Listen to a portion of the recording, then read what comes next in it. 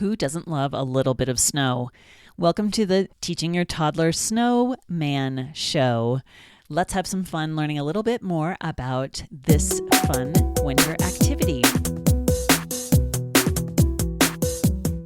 Welcome to the Teaching Your Toddler show with Mary Jo Tinlin. Each show we talk about fun activities to do with your little one, including a craft, a letter of the week, Spanish words, songs, games, and even a snack for each weekly theme. Here is your hostess, Mary Jo Tinlin. All over the country, people are having snow and ice, so why not? Let's play with snow. This week we'll learn to make a cotton ball snowman if you don't have real snow available. Learn the sign language and Spanish words for snow, snowman, carrot, and hat, along with other ones. Sing Frosty the Snowman and read the adorable board book, The Snowman by Raymond Briggs. So enjoy. So I have a link on our website, of course, with all the show notes that I'm going to talk about today. But there is a great link on eHow about how to build a snowman. So if you've never done it before, or if you just need a refreshing course, check out the link on the website, teachingyourtoddler.com, to find out how to build a snowman. Now, maybe you live in the Southern Hemisphere, or maybe you live in a place that's warm and you're lucky and you don't get snow.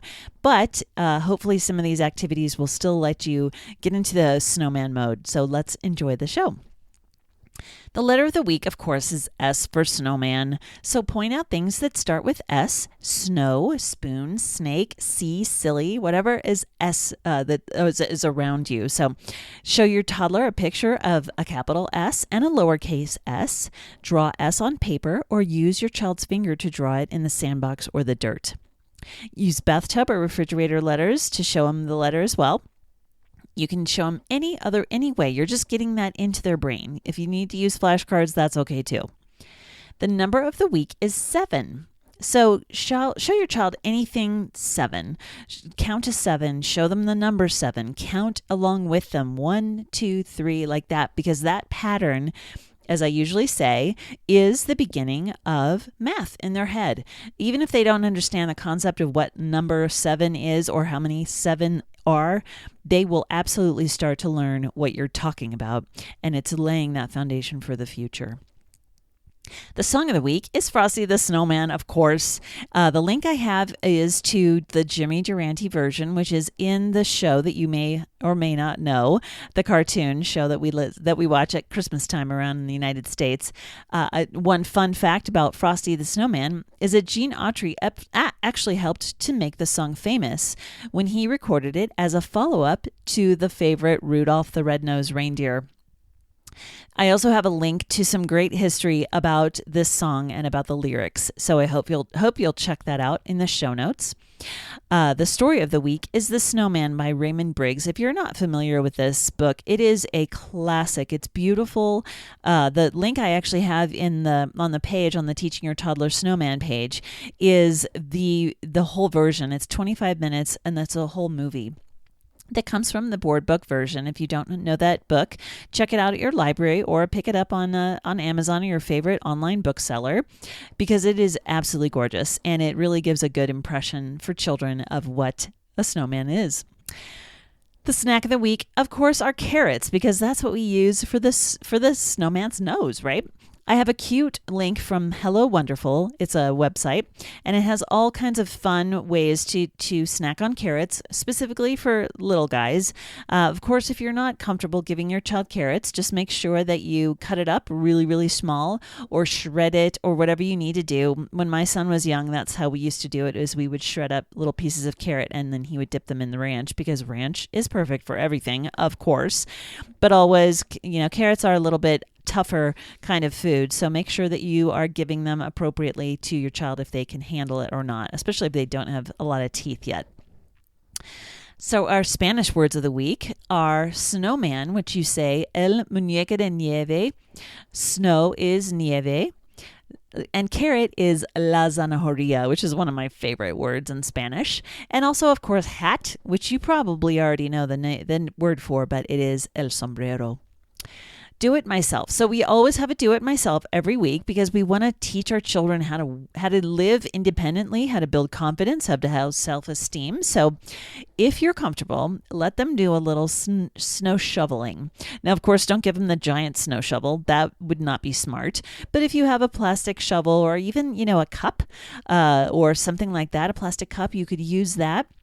If you don't have snow around you, like we do here in Colorado, you can absolutely use sand if you're near the sandbox, or you could use bubbles from the bath if you have that. But you want to let them help you. Help you shovel a little bit. Just keep an eye on them, of course. And again, if you don't have a shovel nearby, just use something else that you can kind of scoop the snow with. The activity of the week is to make an indoor snowman, which I know that sounds kind of weird, but it is actually a link that gives you some ideas about how to make one with materials from inside. So when I was writing this originally, it was 5 degrees outside. So today it's actually not that bad here in Colorado, but it's really, really cold sometimes to go outside to make a snowman if you have snow. So try this indoor activity. You can also talk to them a little bit about how water freezes. And if you put some water in it, like a water bottle, a plastic water bottle, fill it up and place it outside if it's really cold, or you can put it in your freezer if it's not cold enough. And then it will, and you can show your child what happens to water when it freezes, and see if the lid is actually still on your water bottle, because it might have popped off once the water froze. It's one of the few substances that actually gets bigger as it freezes. Our yoga pose, which is always hard on a podcast, is the happy baby pose, and it's so cute. I couldn't find any yoga poses that were like a snowman or snow related, so I just thought this was fun because it's a good stretch.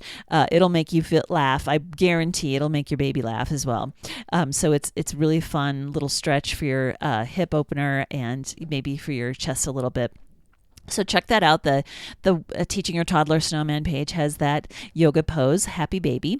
And the sign language of the week, and again, I can never do sign language on the podcast, but please check out the show notes from the Signing Savvy links that I have for snowman, snow, carrot, winter, hat, and mitten. So again, if you don't teach your child sign language, that's okay. These are really just fun signs to learn.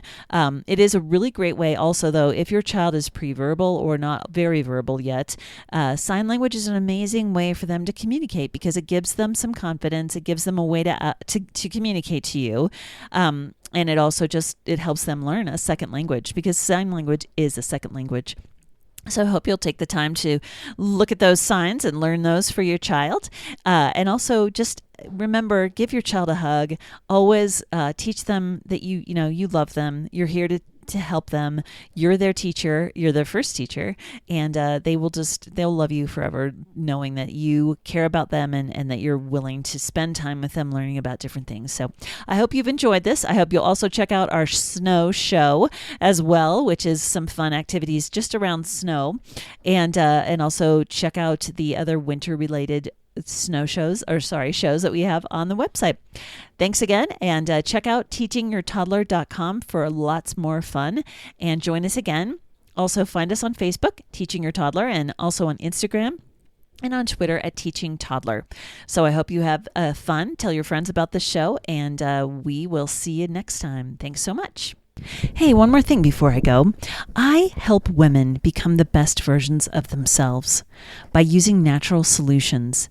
These are the same natural solutions that I myself used to help heal from a major health crisis, and I want to help connect you with them as well to help improve your energy, sleep, and wellness. I can make this connection for you and your family with these natural solutions if you just send me a message on Facebook, on Instagram, or if you click on the top banner of the teachingyourtoddler.com homepage. Let's just talk. Let's just see what's going on with you. Let's see how these natural solutions can help you, again, improve energy, sleep better, and have better overall wellness for you and for your family. So let's connect today. Please contact me and let's talk. Thank you again so much for joining us on the Teaching Your Toddler podcast. Have a wonderful day. Thank you for joining us for the Teaching Your Toddler Show with Mary Jo Tinlin. We hope you had some fun and you got some great ideas for the week. Please subscribe to the podcast, like us on Facebook, and visit the website for all the links we discussed at www.teachingyourtoddler.com. This has been the Teaching Your Toddler Show with Mary Jo Tinlin. Until next time, keep teaching.